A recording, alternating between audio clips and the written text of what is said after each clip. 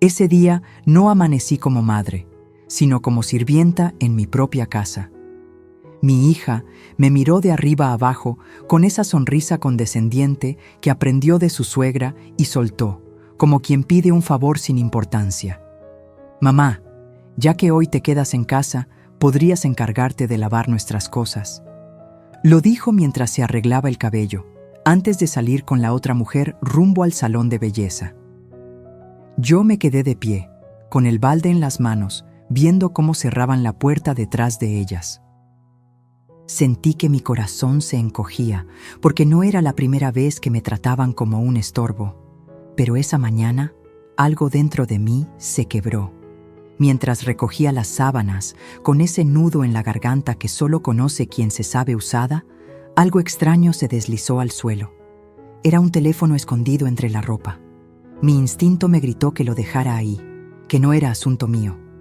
Pero la curiosidad fue más fuerte. Lo abrí. Y lo que descubrí en esa pantalla no solo me hizo temblar, me cambió la vida para siempre. Nunca supe en qué momento mi voz comenzó a sonar bajito en esta casa. Tal vez fue el año en que me quedé viuda y me mudé con mi hija por unos meses mientras acomodaba mis papeles.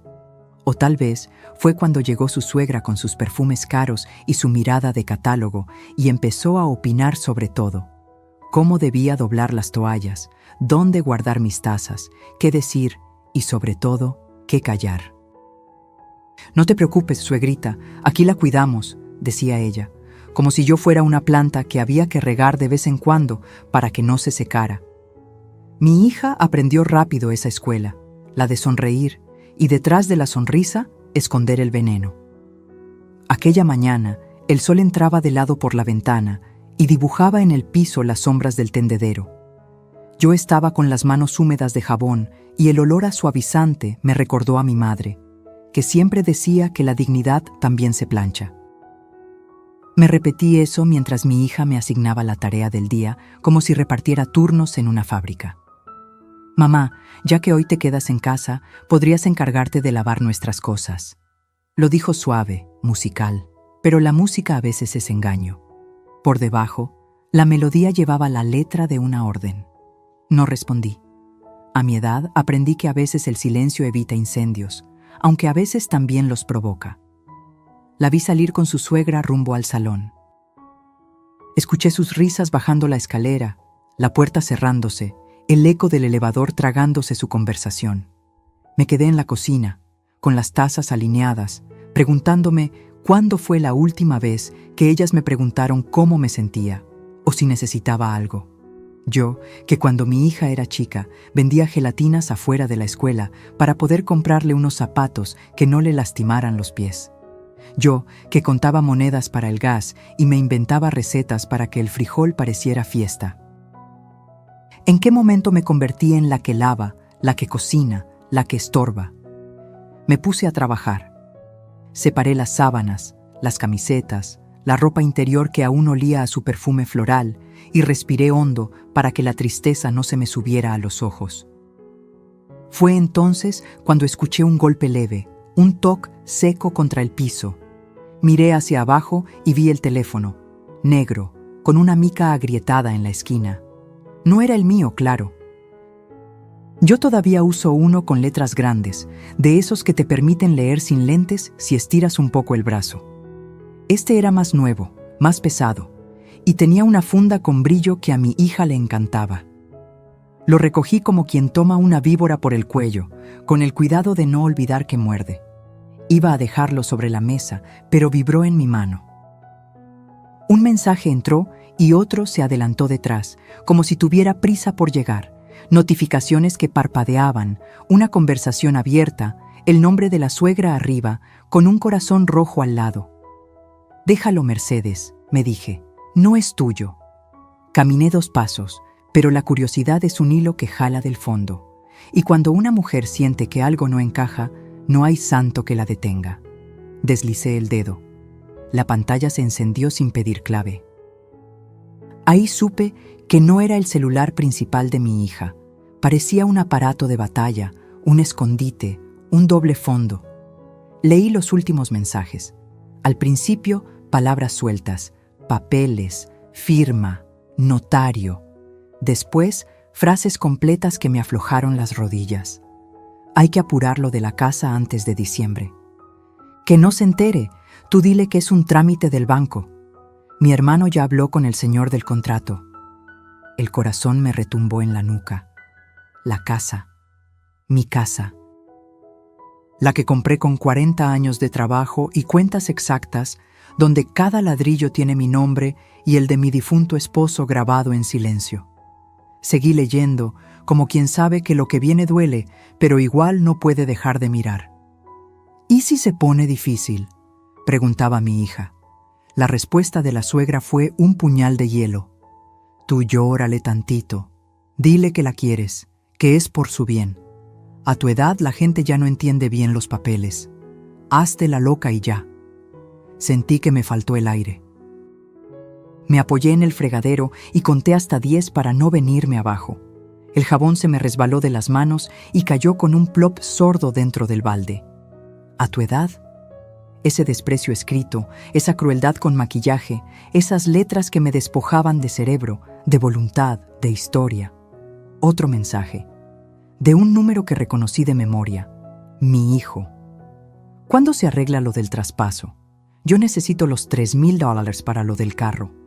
La suegra respondió, primero la firma del notario, luego se reparte. Ya dijimos $3,000 para ti, $2,500 para el salón y los arreglos, $1,200 para lo de la mudanza, lo demás para los trámites, lo demás. ¿Cuánto era lo demás de una casa que vale más que todo lo que he llorado? Me ardieron las manos. No por el jabón, sino por la impotencia. Mis propios hijos calculando mi techo con la frialdad de quien hace cuentas de supermercado. Cerré los ojos. Escuché mi respiración. No llores, Mercedes, me ordené. No frente a nadie, ni siquiera frente al jabón. Abrí el cajón donde guardo los guantes de hule. Los puse con una calma que no sentía. Mi abuela decía que cuando una mujer está por cruzar una tormenta, primero se peina. Yo, en cambio, me puse los guantes. Era mi manera de sujetar el temblor. Entonces vi la fotografía en el chat. Mi sala, mi sillón de flores, la repisa con los marcos dorados. Y un comentario. Hay que cambiar ese gusto antiguo. Cuando sea nuestra, tiramos todo. Nuestra. La palabra me chocó como puerta en la cara. Entendí en un segundo que la sonrisa de mi hija cada mañana venía afinada con el mismo diapasón que su suegra. Un sonido dulce, una nota exacta para someter. La sonrisa que escondía un veneno. Dejé el teléfono boca abajo sobre la mesa. El silencio se volvió redondo, casi pesado.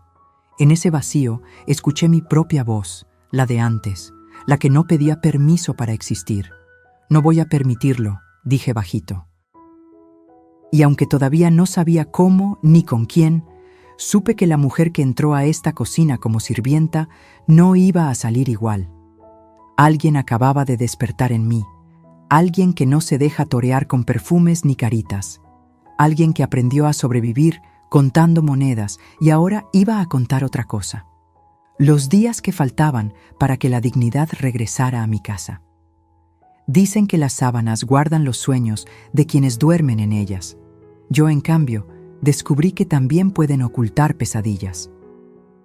Aquel día, mientras recogía los pliegues húmedos de la ropa, me sorprendió lo pesadas que estaban. No hablo del algodón ni del jabón. Hablo del peso invisible de los secretos que se esconden en los dobleces de una familia. Y yo estaba a punto de levantar el más terrible de todos. Me incliné para sacudir una funda de almohada cuando sentí algo duro, algo que no pertenecía ahí. Metí la mano entre la tela y tropecé con un rectángulo frío, el teléfono que ya había visto caer, ese aparato que parecía esperar el momento exacto para revelarse. Lo tomé, lo puse encima del montón y por un instante traté de convencerme de que no debía abrirlo otra vez. Pero el silencio de la casa era tan grande que parecía invitarme. Hazlo, descubre lo que se oculta entre nosotros. El reloj de pared marcaba las 11 y cada campanada me retumbaba en los huesos. Me senté en la cama, con las sábanas aún arrugadas, y volví a deslizar el dedo sobre la pantalla. Esta vez no fue un mensaje lo que me recibió, sino una galería de fotos.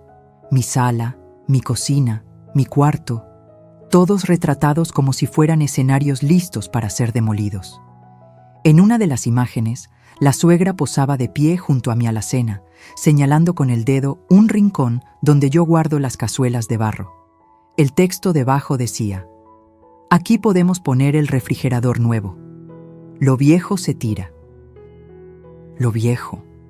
Esa palabra me arañó el pecho, porque no hablaban solo de los trastes, hablaban de mí. Deslicé la pantalla y apareció un video. Mi hija, mi propia sangre, sentada frente a un escritorio con papeles.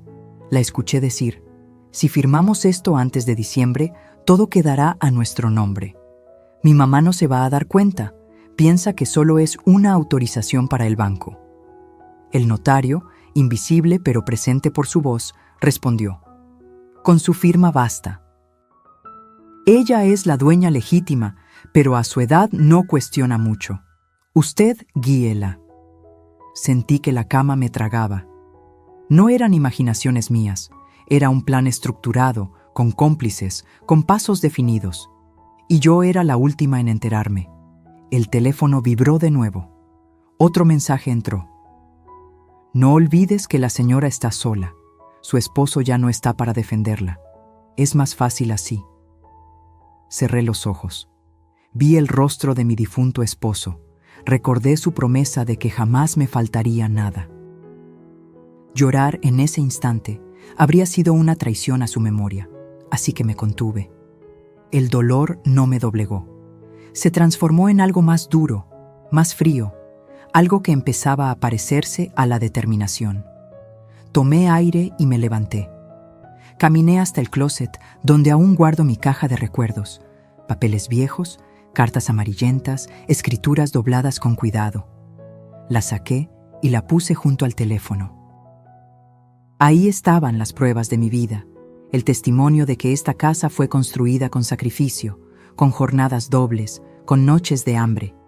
Esa caja no tenía pantallas, pero contenía más verdad que cualquier celular escondido. Entendí en ese instante que el enemigo no solo estaba dentro de mi familia, también estaba dentro de estas paredes, disfrazado de confianza. El resto del día lo pasé como un fantasma. Lavé, tendí, cociné, pero mi mente estaba en otra parte. Cada vez que veía las sábanas colgando en el tendedero, me parecía escuchar susurros. Aquí se esconde la mentira, aquí está la trampa. Cuando doblé la última prenda, ya había tomado una decisión. No confrontaría de inmediato. A veces, el que grita pierde. El verdadero poder está en quien observa en silencio, en quien sabe esperar el momento exacto para mover la pieza clave. Antes de que regresaran, volví a esconder el teléfono entre las sábanas, justo donde lo había encontrado. No quería levantar sospechas. Dejé todo limpio, la comida lista, el piso brillante. La casa olía a caldo de pollo y a suavizante, como si aquí no hubiera pasado nada. Pero dentro de mí, algo había cambiado para siempre. Ya no era la mujer que se dejaba usar, sino la que había descubierto el secreto enterrado. Y esa verdad, aunque pesaba tanto como un costal de sábanas mojadas, iba a convertirse en mi arma.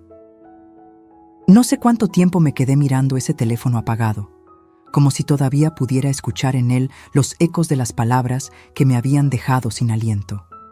Podría haberlo dejado ahí, fingir que nada pasaba, como tantas madres hacen para no perder a sus hijos. Pero algo en mí se negaba. Cuando una mujer llega a cierta edad, descubre que el silencio también mata, que tragar humillaciones es un veneno lento, y yo ya estaba cansada de envenenarme sola. Volví a encenderlo. Esta vez, abrí las conversaciones completas. Lo primero que leí fue un diálogo entre mi hija y la suegra, escrito apenas la noche anterior. «Mañana le dices que lave, que se entretenga con algo. Así no sospecha. Claro, mamá, ella nunca pregunta. Mientras tenga comida y ropa, cree que todo está bien». Sentí un nudo en el estómago. ¿De verdad me veían así? como una criada satisfecha con un plato de sopa y una silla en la esquina? Cerré los ojos un instante, tratando de recordar la última vez que mi hija me abrazó con amor genuino. No pude. El recuerdo más cercano era un beso apurado en la frente, más frío que los $20 que me dejaba sobre la mesa cuando se acordaba de mis gastos. Seguí leyendo, y cada mensaje era un cuchillo. No olvides sacar las joyas del cofre. Dile que las prestaste para una boda. Sí, mañana lo hago. Total, ya ni se acuerda de lo que tiene. Mis joyas. Las que heredé de mi madre, las mismas que guardaba envueltas en un pañuelo bordado, con olor a naftalina y recuerdos. No eran solo piedras y metales, eran la historia de mi linaje, el único lujo que había sobrevivido a los años de trabajo y pobreza. Sentí que el suelo se me iba. Una cosa es que te usen, otra muy distinta es que te borren, pieza por pieza, como si no hubieras existido nunca. Y entonces apareció su nombre, el de mi hijo. Ese hijo que, pensé, aún podía salvarme con un poco de lealtad. La pantalla me mostró su mensaje con claridad cruel. ¿Ya consiguieron que firme? Yo necesito el dinero pronto. El carro no puede esperar. La respuesta de la suegra fue inmediata. Paciencia, mijo, todo a su tiempo. La vieja no sospecha nada. La vieja. No mamá, no señora, no doña Mercedes, solo la vieja. Tragué saliva, porque la palabra se me atoró como piedra en la garganta. Nunca imaginé que un hijo mío pudiera referirse a mí de esa manera. Y lo peor, no solo lo decía, lo aceptaba, lo normalizaba. Mi sangre, mi carne, conspirando contra mí como si yo fuera una carga desechable. El corazón me latía tan fuerte que pensé que los vecinos lo escucharían. Me levanté de golpe, caminé en círculos por la sala y tuve que apoyarme en la mesa para no caer. ¿Qué hice mal? Me pregunté 1000 veces. ¿En qué momento crié hijos capaces de vender a su madre por unos cuantos dólares? ¿En qué esquina de la vida me equivoqué? ¿Que mi amor se transformó en moneda de cambio? No encontré respuesta. Solo lágrimas que se negaban a salir, porque hasta mis ojos parecían cansados de llorar. Seguí leyendo. Había mensajes de burla, conversaciones donde mi hija escribía: «Hoy se le olvidó poner sal en la sopa, jajaja, ya ni coordina bien». Y la suegra respondía: «Peor para ella.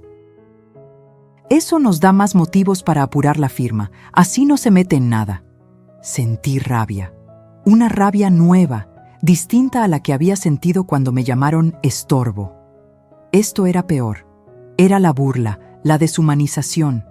No solo planeaban quitarme lo mío, también me ridiculizaban, me reducían a un chiste en sus pantallas luminosas. Yo, que había trabajado limpiando casas ajenas para pagar sus estudios, convertida ahora en un meme privado de su crueldad. Me quedé quieta, con el celular en la mano, mientras el sol se ocultaba detrás de la ventana.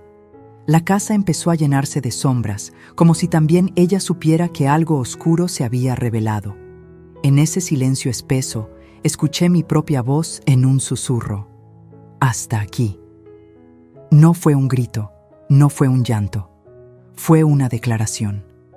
Algo dentro de mí había despertado, algo que no iba a permitir más abusos. Apagué el teléfono y lo guardé de nuevo donde lo había encontrado, pero ya no era la misma. Las conversaciones habían destrozado mi corazón, sí, pero también habían encendido una chispa que pronto se convertiría en fuego. Porque una madre puede soportar muchas cosas, excepto descubrir, en letras claras y frías, que sus propios hijos se han convertido en verdugos. Dicen que las paredes escuchan, pero yo nunca imaginé que también podían volverse cómplices de mi dolor. Esa tarde, mientras recorría mi propia casa con el celular escondido en el bolsillo de mi delantal, tuve una sensación extraña, la de caminar por un lugar que ya no me pertenecía. Cada cuadro en la pared, cada maceta en la ventana, cada mueble que había elegido junto a mi esposo, parecía marcado con una etiqueta invisible que decía: próximamente en venta. Me detuve frente al aparador donde conservo la vajilla de porcelana que solo uso en Navidad. Pasé la mano por el vidrio y sentí el frío del abandono. Recordé cuando la compramos en pagos, hace más de 30 años, y cómo mi esposo me decía en broma: «Mercedes, con esta vajilla vamos a cenar como ricos». Nunca fuimos ricos, pero en esa mesa nunca faltó comida ni cariño. Ahora, en los mensajes de aquel teléfono, mi hija y su suegra ya habían decidido deshacerse de todo. La vajilla está vieja, mejor venderla en el mercado de antigüedades. Así lo escribieron, como si se tratara de un objeto cualquiera, sin historia, sin alma. Seguí caminando y cada rincón me hablaba. El sillón de flores donde vi a mis nietos dar sus primeros pasos. La repisa con los marcos dorados que guardan las fotos de bodas, bautizos y cumpleaños. Todo era parte de mi vida y al mismo tiempo parte de un inventario ajeno. Porque en las conversaciones que había leído ya no se hablaba de mi casa. Se hablaba de su casa, de lo que iban a modernizar, de lo que iban a tirar para que quedara bonita. Y yo, ¿dónde quedaba yo en esa remodelación de sus sueños? Subí las escaleras despacio, como si cargara una losa. En cada peldaño, un recuerdo. Las carreras de mis hijos cuando eran niños, los tropiezos, las risas. Ahora esas mismas escaleras eran escenario de un plan frío y calculado para arrancarme lo que más había cuidado. Llegué al cuarto principal y abrí el closet. Ahí estaba la caja de papeles, escrituras, recibos, comprobantes. Mis manos temblaban al tocarla. Era como sostener el último bastión de mi dignidad. Pero al mismo tiempo me invadió el miedo. ¿Y si ya habían logrado avanzar trámites a mis espaldas? ¿Y si mi firma estaba falsificada en algún papel que aún no había visto? Me senté en la cama y abrí la caja. Ahí estaba la escritura original, con mi nombre y el de mi esposo, fechada hace más de 20 años. Leí cada línea como si fuera un salmo, como si esas letras pudieran protegerme de la traición que me rodeaba. Pero la tranquilidad duró poco. Porque en el celular, entre las capturas de pantalla, había un documento que decía claramente «Cesión de derechos de propiedad», y en el espacio de la firma, un garabato parecido al mío. Un trazo torcido, pero suficiente para engañar a cualquiera. Sentí un escalofrío. Ya no solo era un plan, era una acción en marcha. Me levanté de golpe y recorrí el cuarto como un animal enjaulado. ¿Cómo pudieron? Me repetía una y otra vez. ¿Cómo pudieron tomar mi firma, mi nombre, mi historia y usarlo en mi contra? Las lágrimas esta vez no se contuvieron. Lloré en silencio, abrazando la escritura original contra mi pecho, como quien abraza un hijo perdido. La casa olía a mi perfume de lavanda, a la madera vieja de los muebles, a los recuerdos que no caben en dólares ni en escrituras falsas. Pero al mismo tiempo olía a traición. Me miré en el espejo del armario. El reflejo me devolvió una mujer con los ojos hinchados, el cabello canoso desordenado y la respiración entrecortada. Por un momento me sentí derrotada, como si ya no tuviera fuerzas para pelear. Pero entonces recordé las palabras de mi madre. Una casa es más que paredes. Es el lugar donde decides si eres dueña de ti misma o esclava de los demás. Y esa frase encendió algo en mí. Sí, podían intentar robarme las paredes, los muebles, los papeles. Pero lo que no podían quitarme era la voluntad de luchar. Guardé la escritura en una bolsa de tela y la escondí en un sitio secreto que solo yo conocía. El teléfono volvió a su escondite entre las sábanas. Cuando terminé, me quedé de pie en medio de la habitación, respirando hondo. Afuera, los pájaros cantaban como si nada, pero yo ya no era la misma. Porque ese día, mientras caminaba por mi propia casa con el corazón roto, entendí que si no hacía algo pronto, terminaría siendo una invitada en el hogar que yo misma construí. Y con esa certeza amarga, supe que había llegado el momento de planear en silencio. Creí que ya lo había visto todo. Pensé que los mensajes crueles de mi hija y su suegra eran la estocada más profunda que una madre podía recibir. Pero esa tarde, cuando volví a encender el teléfono y seguí leyendo, descubrí algo que me partió en 1000 pedazos. Mi hijo también estaba metido en la traición. Al principio, pensé que eran mensajes sueltos, un malentendido. Quise convencerme de que él no sabía la magnitud de lo que estaban planeando, que tal vez solo estaba confundido, pero la realidad me cayó encima con la frialdad de un balde de agua helada. Vi su número una y otra vez, con palabras que no admitían duda. ¿Ya consiguieron que firme? Yo necesito esos $3,000 pronto. El carro no puede esperar. Y la respuesta de la suegra, implacable. Sí, mijo, tranquila, tu parte está segura.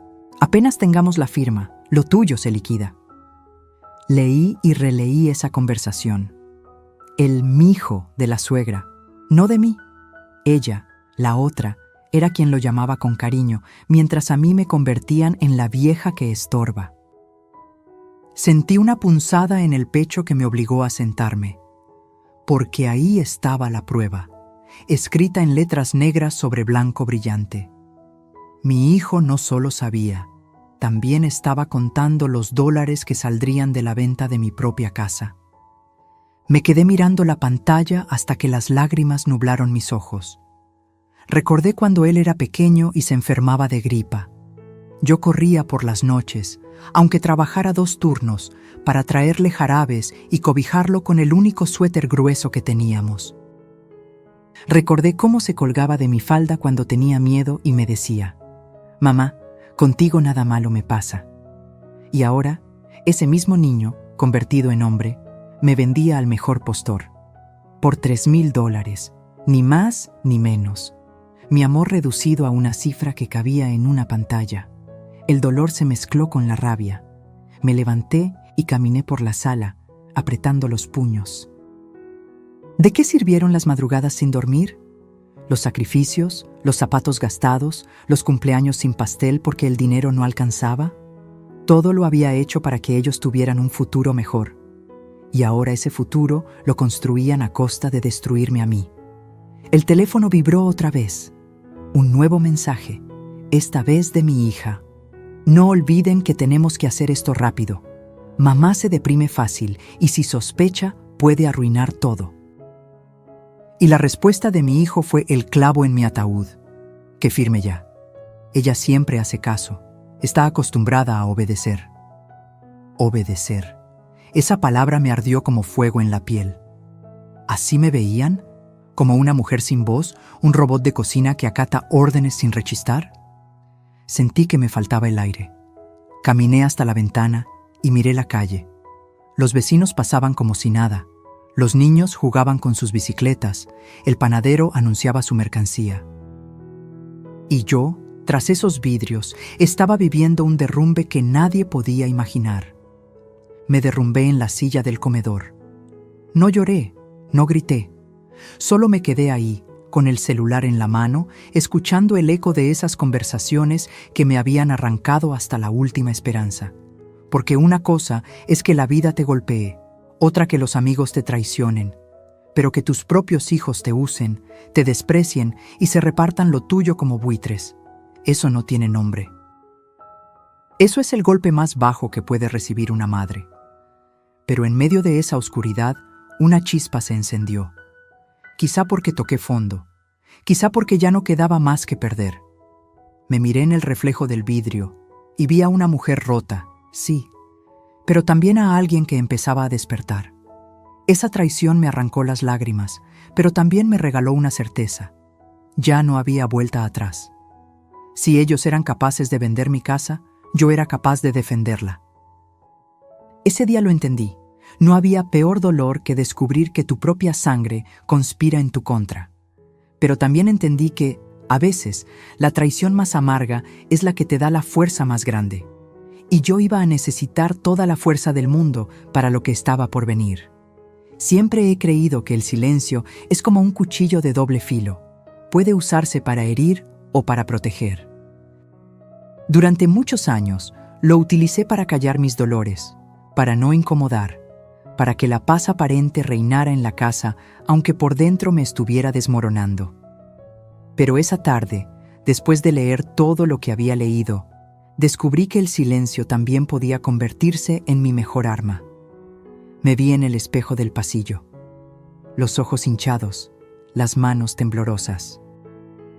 Una parte de mí quería correr a enfrentar a mi hija, gritarle que la había descubierto, ponerla contra la pared y pedirle explicaciones. Pero otra voz, más fría, más firme, me dijo: si lo haces ahora, pierdes. Ellos tienen ventaja, ellos creen que controlan el juego. Tú guarda silencio y observa. Me quedé quieta un largo rato, escuchando solo el tic-tac del reloj. Cada segundo que pasaba se me clavaba como aguja en la piel. Pero aprendí a respirar hondo. Cerré los ojos y recordé cuando era niña y mi padre me enseñaba a jugar ajedrez. Él siempre decía: el que se desespera, pierde. La reina parece frágil, pero es la pieza más poderosa si sabe esperar. Yo, que tantas veces me había sentido peón en esta vida, de pronto entendí que había llegado el momento de ser reina en mi propio tablero. Esa noche, cuando regresaron del salón de belleza con las uñas pintadas y la sonrisa intacta, yo ya había decidido que no iba a dar señales de nada. Preparé la cena como siempre, puse los platos en la mesa, escuché sus conversaciones superficiales sobre peinados y perfumes y asentí con la cabeza como si todo estuviera bien. Por dentro, cada palabra me dolía como piedra en el estómago, pero mantuve el gesto sereno. Ellas no podían saber que yo ya lo sabía todo. Mientras servía el arroz, escuché a la suegra decir: Mercedes, usted se ve cansada, debería descansar más. Lo dijo con ese tono dulce y venenoso que usa quien quiere parecer amable. Yo sonreí levemente y respondí: sí, quizá tenga razón.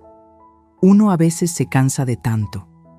Y dejé la frase flotando en el aire. Nadie imaginó que en mi mente ya se estaba gestando un plan. Esa madrugada, cuando todos dormían, me levanté en silencio. Encendí una lámpara pequeña y saqué mi libreta de notas. Empecé a escribir todo lo que había visto en el celular: nombres, fechas, mensajes, cifras. Cada palabra era una bala que algún día iba a disparar. Mis manos temblaban, pero mi corazón estaba firme. Por primera vez en mucho tiempo no me sentía débil, sino alerta. Era como si los años se hubieran borrado y volviera a tener la fuerza de aquella mujer joven que luchaba con uñas y dientes para criar a sus hijos. También saqué mi caja de documentos. Revisé la escritura, los recibos de predial, los pagos de agua y luz. Todo estaba en orden. Esa era mi munición, mi escudo. Si ellos querían pelear en los tribunales, yo iba a demostrar que esta casa era mía, legal y legítimamente. Guardé todo de nuevo con cuidado, como quien acomoda armas antes de la batalla. A la mañana siguiente, actué con normalidad. Hice café, barrí el patio, saludé a los vecinos como siempre. Nadie sospechó nada. Pero dentro de mí ya no había miedo. Había estrategia. Sabía que debía aguardar, reunir pruebas, buscar aliados, moverme con cautela. Porque la peor guerra no es la que se libra a gritos, sino la que se gana en silencio. Ese día aprendí a observar con otros ojos. Escuché cada palabra de mi hija, cada comentario de la suegra, como quien escucha piezas de un rompecabezas. Y mientras ellas creían que yo seguía siendo la mujer dócil y obediente de siempre, yo estaba tejiendo mi venganza con hilos invisibles. El silencio, ese que antes me había hecho sentir pequeña, ahora era mi mejor refugio. Y yo estaba dispuesta a guardarlo hasta el día exacto en que, con una sola palabra, pudiera derrumbar todo su castillo de mentiras. Dicen que cuando uno guarda silencio, aprende a escuchar lo que antes parecía ruido. Yo lo confirmé esos días. Mientras fingía normalidad dentro de la casa, afuera empecé a notar señales que hasta entonces me habían pasado desapercibidas. Porque las paredes pueden callar, pero los vecinos, ellos siempre escuchan. Una mañana, mientras barría la banqueta con la escoba de palma, se acercó doña Cata, la vecina de toda la vida. Esa mujer de ojos vivaces, que nunca se pierde detalle, se detuvo frente a mí y dijo en voz baja: «Mercedes, ¿usted está bien? Últimamente he visto entrar a gente rara a su casa. Traen portafolios y papeles. Yo pensé que eran del banco, pero me dio mala espina». Sentí un escalofrío. Así que no eran imaginaciones mías. De verdad había movimientos extraños. Le respondí con una sonrisa apagada: «Estoy bien, doña Cata. Ya sabe, cosas de familia». Ella me miró como quien sabe que no le dices toda la verdad, pero no insistió. Solo me puso la mano en el hombro y agregó: «Nomás no se deje, comadre. A su edad, una merece descanso, no problemas». Sus palabras me acompañaron todo el día, y mientras cocinaba, comprendí que quizá no estaba tan sola como pensaba. A veces, los aliados llegan de donde menos lo esperas. Días después, otro aliado inesperado apareció. Don Ezequiel, el amigo de mi difunto esposo. Siempre ha sido reservado, un hombre de bigote grueso y sombrero de fieltro que suele pasar a saludar en las tardes. Esa vez, sin embargo, vino con el ceño fruncido. «Doña Mercedes, disculpe que me meta, pero hace poco me encontré con su hija y la señora... la suegra. Estaban preguntando por un notario que yo conozco». Me pareció raro, porque hablaban de escrituras. «¿Acaso piensa vender la casa?». El corazón me dio un vuelco. Tragué saliva antes de responder. «No, don Ezequiel, yo no pienso vender nada». Él asintió despacio, como confirmando lo que sospechaba. «Entonces tenga cuidado. Esa gente no anda con juegos, y si necesita testigos de que aquí entran y salen papeles, yo con gusto le digo al juez lo que vi». Sus palabras fueron un bálsamo y un arma al mismo tiempo. No solo confirmaban mis sospechas, también me daban la certeza de que ya tenía un respaldo. Esa misma noche, mientras todos dormían, volví a sacar mi libreta y anoté: Testigo 1, doña Cata, vecina. Testigo 2, don Ezequiel, amigo de la familia. Escribí con letra firme, como quien graba un juramento.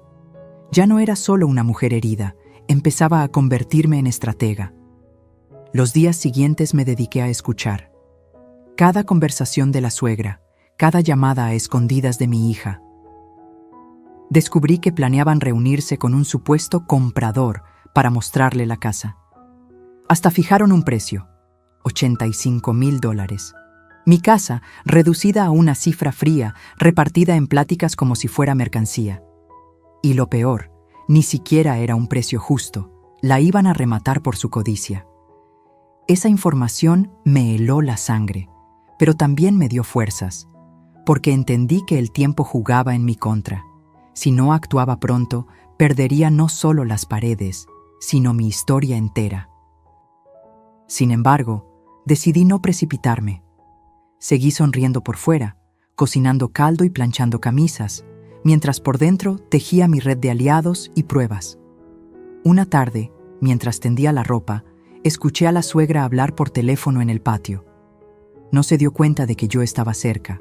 Dijo con claridad: «Ya casi está todo. La señora ni cuenta se da. Pronto tendremos la firma y la sacamos de la casa sin que pueda alegar nada». No sé cómo logré mantenerme erguida.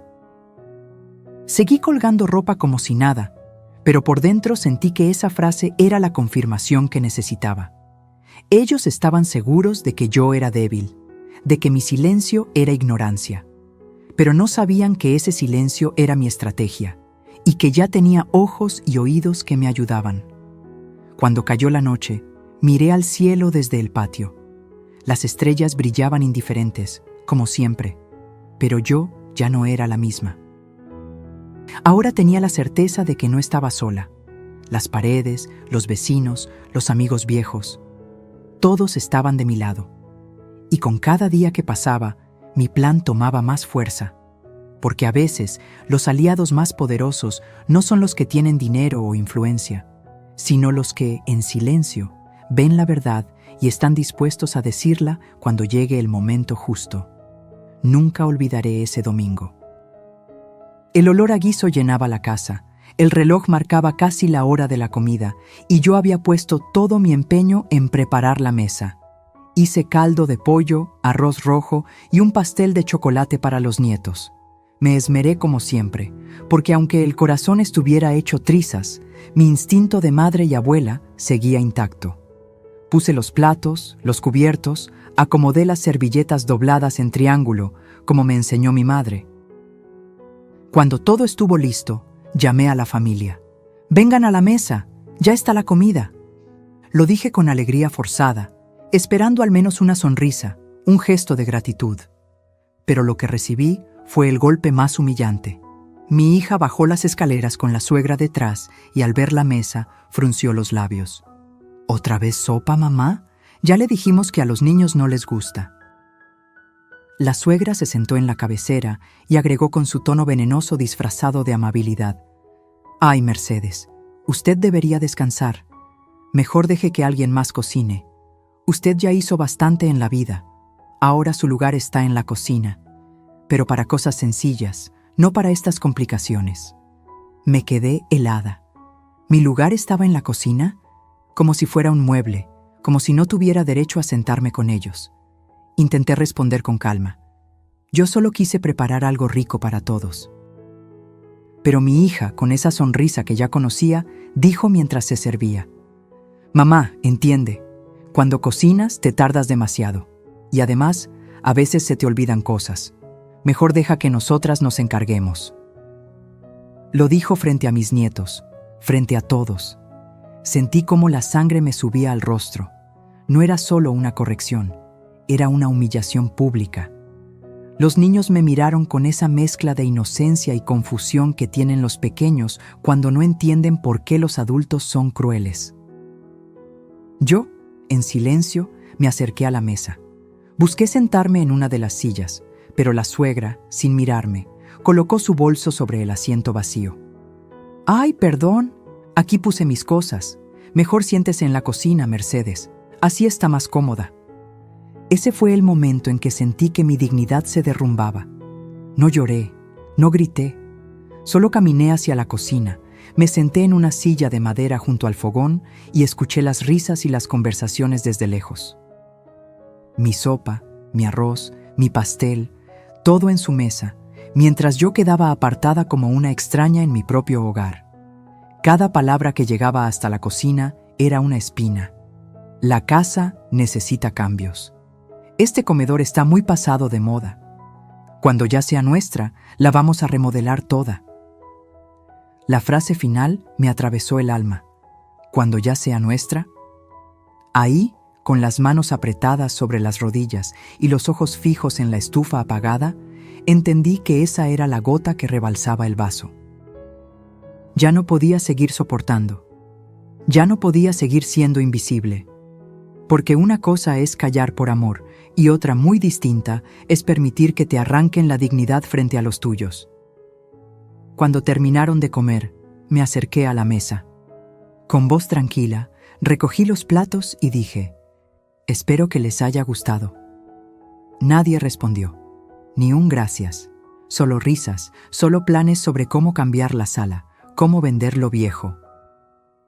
Esa noche, en mi cuarto, me miré al espejo y juré que nunca más volvería a permitir una humillación así. No era una anciana inútil, era una mujer que había levantado esa casa ladrillo por ladrillo. Y si ellos pensaban que podían borrarme con un papel falso y una sonrisa fingida, estaban muy equivocados. Esa humillación, esa exclusión brutal en mi propia mesa, fue el último empujón que necesitaba. Porque a veces, para que una mujer despierte, no basta con la traición escondida, hace falta que la empujen al vacío. Y yo ya había caído. Ahora solo me quedaba levantarme. Esa noche no dormí. Me acosté en la cama, con los ojos abiertos, mirando el techo como si en las grietas pudiera leer el futuro. Cada palabra de humillación, cada burla en los mensajes, cada gesto de desprecio, me retumbaba en la cabeza como campanas rotas. Pero lo que más me dolía no era la crueldad de mi hija ni la codicia de la suegra, era la traición de mi propio hijo. Esa herida no sanaría jamás. Sin embargo, Mientras la oscuridad me envolvía, sentí algo nuevo. Calma. Una calma rara, fría, como la que llega antes de una tormenta. Ya no tenía miedo. Ya no lloraba. Había entendido que no podía seguir esperando milagros. La justicia no llegaría sola. Tenía que construirla con mis propias manos. Al amanecer, me levanté despacio, como quien lleva siglos planeando ese instante. Guardé la escritura original en una bolsa de tela, junto con todos los recibos, facturas y pruebas de pago. Revisé cada papel con el cuidado de una cirujana, porque sabía que esa sería mi armadura. Después, saqué la libreta donde había anotado todo lo descubierto: mensajes, nombres, montos. Aquella libreta era mi daga escondida. El siguiente paso fue más doloroso. Entré a mi cuarto y observé los retratos familiares. La boda, los cumpleaños, las primeras comuniones. Los bajé uno por uno. No podía permitir que los compradores o mis propios hijos se burlaran también de esas memorias. Guardé las fotos en una caja y la escondí en un rincón donde nadie pensaría buscar. No lloré. Ya no me quedaban lágrimas, solo determinación. Luego me puse a preparar la casa, pero no para ellos.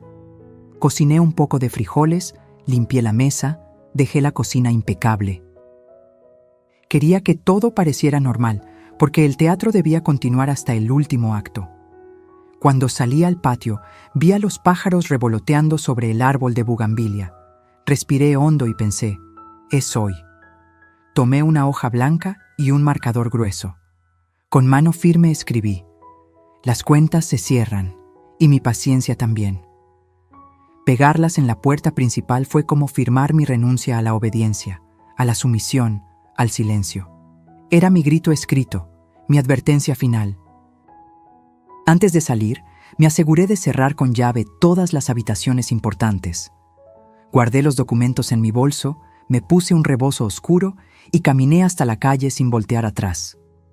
El aire fresco de la mañana me acarició la cara y sentí que, después de tanto tiempo, podía respirar libre. Mientras avanzaba, mis pasos resonaban fuertes sobre el pavimento. No tenía un destino claro, pero sabía que debía alejarme antes de que ellos regresaran. Mi corazón latía rápido, no de miedo, sino de fuerza, porque cada metro que me alejaba de esa casa era un metro ganado para mi dignidad. Me detuve en la esquina y miré hacia atrás.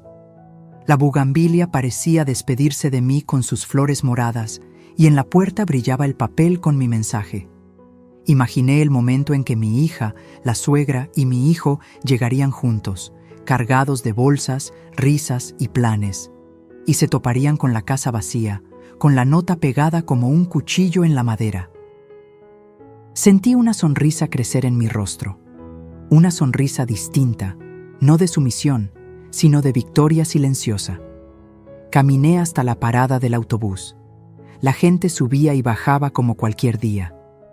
Nadie sabía que esa mujer con rebozo, de cabello canoso y pasos firmes, acababa de iniciar su revolución personal. Nadie imaginaba que dentro de ese bolso llevaba la prueba de toda una vida, la llave para recuperar no solo mi casa, sino mi respeto.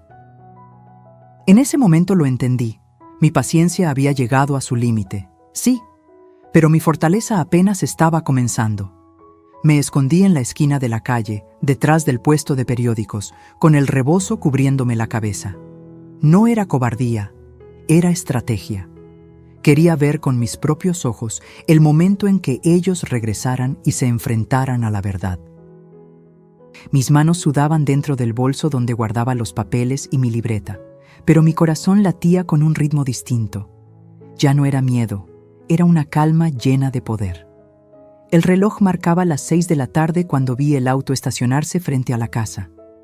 Bajaron mi hija, la suegra y mi hijo, cargados de bolsas, con esa risa ruidosa que siempre traen después de gastar dinero que no tienen. La suegra fue la primera en notar que algo estaba raro. La puerta estaba cerrada con llave. ¿Por qué está así, si dejamos todo abierto?, dijo, frunciendo el ceño. Mi hija buscó en su bolso, sacó las llaves y trató de abrir, pero la cerradura no cedió. Yo sabía por qué. La había cambiado en la mañana, antes de salir. Vi cómo la frustración se apoderaba de su rostro. Esto no puede ser. ¿Qué hizo mi mamá? Entonces mi hijo se adelantó, empujó la puerta con fuerza, como si con su cuerpo pudiera obligar a la madera a obedecerle. Nada. La casa resistía. Fue en ese instante que la suegra notó el papel blanco pegado con cinta. Lo arrancó de un tirón y lo leyó en voz alta.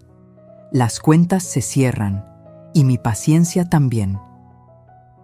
El silencio que siguió fue más fuerte que cualquier grito. Vi cómo mi hija se quedó helada, con los labios entreabiertos. Mi hijo soltó una maldición y pateó la puerta.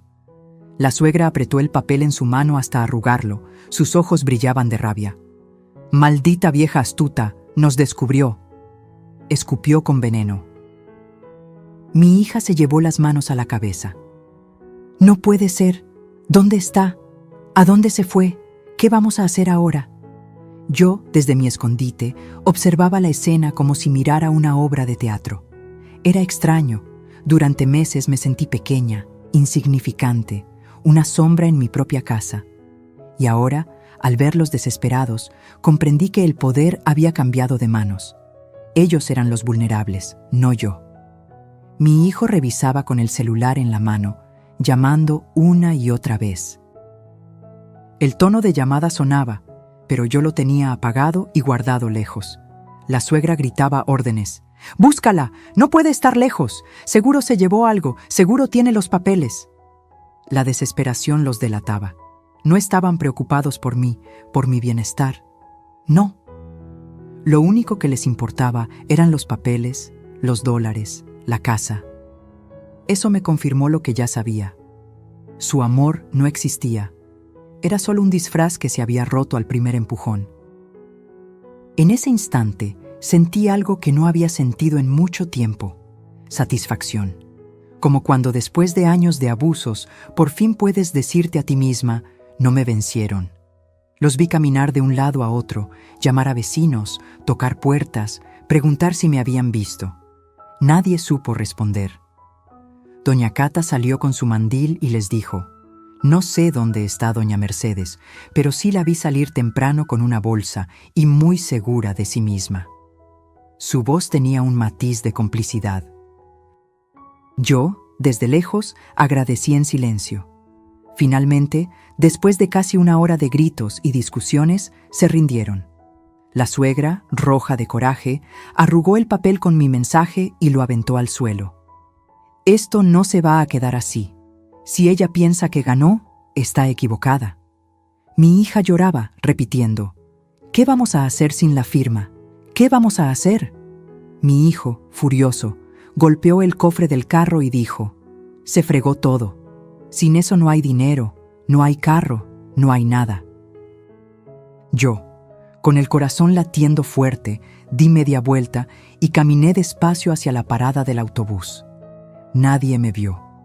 Nadie sospechó que estuve ahí, presenciando cada gesto, cada palabra.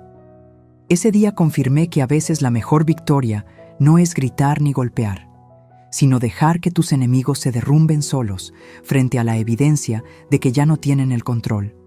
Y yo lo había recuperado todo: mi silencio, mi estrategia, mi dignidad. Siempre dicen que la justicia tarda, pero llega. Yo aprendí que, a veces, hay que ayudarla a encontrar el camino. Después de dejar mi casa vacía y observar la desesperación de quienes me querían ver destruida, supe que era el momento de dar el siguiente paso. No bastaba con huir. Había que cerrar la herida con un golpe certero. Fui directamente a la notaría, donde aún conservaban copia de mis escrituras.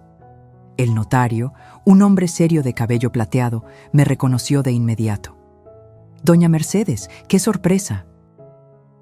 «¿A qué debo su visita?». Saqué la bolsa con mis documentos y los coloqué sobre su escritorio. «Vengo a proteger lo que es mío. He descubierto que alguien está intentando falsificar mi firma y apropiarse de mi casa». El hombre arqueó las cejas, sorprendido. Revisó mis papeles uno por uno. Después sacó una carpeta y me mostró un documento reciente. Ahí estaba, un supuesto traspaso de derechos, con una firma que pretendía ser la mía. Esto lo trajeron hace poco, doña Mercedes. Pero se veía extraño. Nunca lo registramos como válido porque no cumplía con los requisitos completos. Yo sospechaba algo raro. Sentí un alivio recorrerme el cuerpo. La falsificación existía, pero aún no habían consumado el robo. Tenía tiempo y, sobre todo, tenía pruebas. Necesito que me ayude, licenciado. No solo quiero que esto quede claro, quiero que quede registrado que esta casa es intocable, que nadie puede mover un ladrillo sin mi consentimiento. Él asintió y comenzó a redactar un acta. Me explicó cada punto, que la escritura estaba a mi nombre, que ninguna cesión era válida sin mi autorización personal y que, además, podíamos levantar una denuncia por intento de fraude. Escucharlo fue como beber agua fresca después de caminar por el desierto. Al salir de la notaría, con los documentos sellados y firmados en mi bolso, sentí que mis pasos eran más firmes. Esa hoja de papel con tinta azul no era solo un trámite, era mi escudo, mi grito escrito con legalidad. Era la prueba de que mi vida entera no podía borrarse con una mentira. Los días siguientes fueron un torbellino. Recibí llamadas de mi hija, de mi hijo, incluso de la suegra. No contesté ninguna. Sabía que su desesperación crecía. Finalmente, se presentaron en la notaría, exigiendo que se reconociera su traspaso. El notario, con toda la calma del mundo, les mostró el acta que había firmado conmigo. Me contaron después que la rabia de la suegra fue tal que salió gritando del lugar como fiera herida. Yo no estuve ahí para presenciarlo. No quería perder un segundo más en sus caras. Preferí esperar el informe oficial en casa de una amiga, donde me refugié esos días. Cuando por fin tuve la copia en mis manos, confirmé que ya no podían tocar nada. La casa estaba protegida, blindada contra cualquier intento. Pero no me detuve ahí. Con ayuda de un abogado recomendado por don Ezequiel, presenté una denuncia formal por intento de fraude. Adjunté capturas de pantalla de los mensajes que había leído en el celular, la libreta con mis anotaciones y el documento falso con la firma torcida. El abogado sonrió al ver la carpeta. Tiene todo, doña Mercedes. No solo vamos a defender su propiedad, también vamos a demostrar que la quisieron engañar. Esa noche dormí tranquila por primera vez en meses. No porque el peligro hubiera desaparecido del todo, sino porque ahora yo llevaba las riendas. Ellos pensaban que mi silencio era debilidad, pero nunca imaginaron que lo estaba usando para reunir pruebas y esperar el golpe exacto. Los días pasaron y la tensión creció. Mis hijos y la suegra empezaron a recibir citaciones. Yo, desde mi refugio, escuchaba cómo corrían de un lado a otro, tratando de justificar lo injustificable. Los mismos que me llamaban vieja inútil ahora temblaban frente a la ley. Cuando finalmente volví a mi casa, entré con la frente en alto. La bugambilia del patio seguía florecida, como si nada hubiera pasado. Coloqué la escritura en su lugar y me senté en la sala. Miré a mi alrededor y sentí una paz que hacía mucho no conocía. Esa casa, mi casa, seguía siendo mía. Y lo mejor, ellos lo sabían. Porque la justicia no siempre llega con sirenas ni con jueces de toga. A veces llega con un sello azul, con un acta firmada, con la certeza de que, aunque intenten borrarte, siempre tendrás la última palabra. Me siento en esta sala, con la luz del atardecer entrando por las cortinas, y pienso en todo lo que pasó. Miro las paredes, los muebles, las fotos que volví a colocar en su sitio. Todo parece igual, pero nada lo es. Yo tampoco soy la misma. Antes era una mujer que callaba, que obedecía, que se conformaba con una sonrisa falsa y una palabra de desprecio. Hoy, en cambio, sé que mi silencio ya no será sumisión, sino elección. Mis hijos no me visitan. La suegra tampoco se ha atrevido a pisar esta casa desde el día en que recibieron la citación del juez. A veces escucho rumores de que andan enredados con abogados, tratando de limpiar su nombre. Yo no guardo rencor, pero tampoco olvido. Porque el olvido es un lujo que no puedo darme. Si olvido, corro el riesgo de volver a caer en las mismas trampas. Hubo noches en que lloré, preguntándome en qué momento mis propios hijos se convirtieron en verdugos. ¿Fue mi exceso de amor lo que los malacostumbró? ¿Fue mi silencio lo que los hizo creer que podían pisotearme? Nunca tendré esas respuestas. Lo único cierto es que el veneno que corría por sus venas no nació de mí, sino de sus propias decisiones. Y yo, por primera vez, entendí que no todo lo que viene de la sangre merece ser llamado familia. Hoy, cuando me encuentro con doña Cata en la banqueta, me sonríe y me dice: «Comadre, qué bueno verla tranquila. Usted se ve más fuerte que nunca». Y yo le respondo con una frase que ahora repito como mantra: «No hay fuerza más grande que la de una madre cuando deja de callar». Aprendí que la dignidad no se negocia, que ninguna casa, ningún dólar, ninguna herencia vale más que la paz interior de saber que uno se defendió a tiempo. Si yo hubiera seguido callando, hoy sería una extraña expulsada de su propio hogar.